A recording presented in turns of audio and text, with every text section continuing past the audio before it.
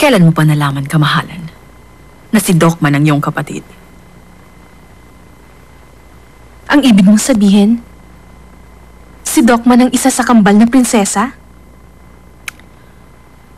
Bakit hindi ka pa umamin? Tayong dalawa na lang ang naiwan rito. Ang alam ko lalaki si Dokman at babaeng kapatid ko. Anong gusto mo? Hubaran ko siya kapag naiharap ko na sa lahat? Gawin mo yan kapag naibalik mo na si Dokman dito. Nasa panig namin si Chilsok at hawak namin ngayon si Sowa. Pag si Dokman, hindi. Pag si Prinsesa Dokman may balat sa likod ng tenga katulad ng sayo, kamahalan.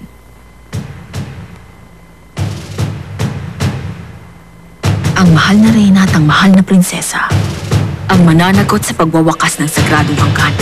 Sige, pananagutan ko yun. Yun kung maibabalik mo si Dokman dito. Ganun ba? Maibabalik ko rito si Dokman. Kapag hindi mo nagawa yun, pananagutan mo ang paglapastangan ng konseho sa ating hari at tinitiyak ko sa iyong mabigat ang ipapataw kong parusa. Tama. Yun ang nararapat. Sino kayang mauuna sa atin sa paghuli kay Dokman? Pag una siyang nahuli ng hari, ano kayang mangyayari sa kanya? Ipapapatay siya ng hari at buburhay ng may iwang bakas.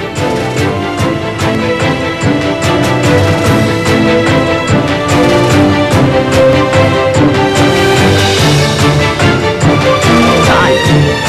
Hanggang sa susunod na pulong, kamahalan.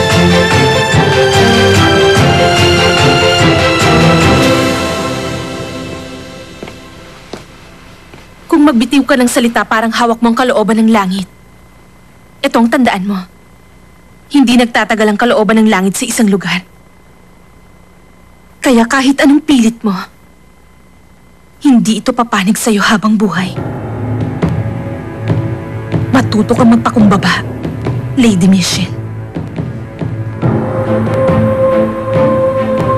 Salamat sa iyong mga payo.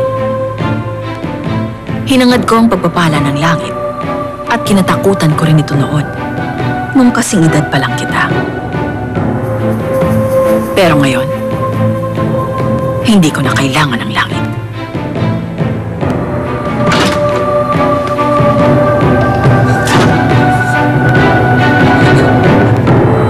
Huwag kayong padadala sa nangyari sa pulong. Sa pag-alis ni General Kim Soyon, tinitiyak ko sa inyong maibabalik niya rito si Dokman. Tama po yan. Kasama ni Dokman si Warang Yusin bago pa sumunod ron ang general. Kaya naman, hindi na po makukuha ni Michelle si Dokman. Sila Michelle, pareho nilang hawak si Chilsok at si Sowa. Sa susunod na pulong, ihaharap na nila sa konseho si Sowa. Saan nila tinatago si Sowa? Hindi niyo pa ba matukoy hanggang ngayon? Ginagawa na po namin ang aming makakaya. Akong hari, subalit wala akong silbing ama. Sarili kong anak, tinalikuran ko. Hindi ko malang siya nagawang ipagtanggol sa iba. At ngayong nagbalik na siya, kailangan ko siyang talikurang muli.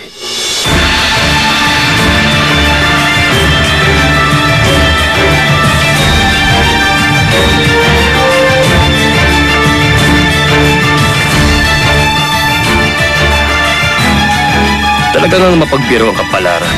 Sa pagkikita nating muli, isa ka ng prinsesa. Huwag ka muna ngumiti. Dahil titiyakin ko na hindi mo ko mapapakinabangan.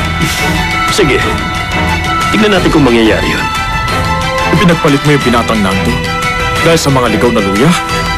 Sabi niyo po sa akin, 200 buhay ang maililigtas. Anong ginawa mo? Subukan niyo lang. Tignan natin ngayon kung makakalapit kayo kay Dokman. Hindi ko hayaang masaktan niyo si Dokman. Sunod na!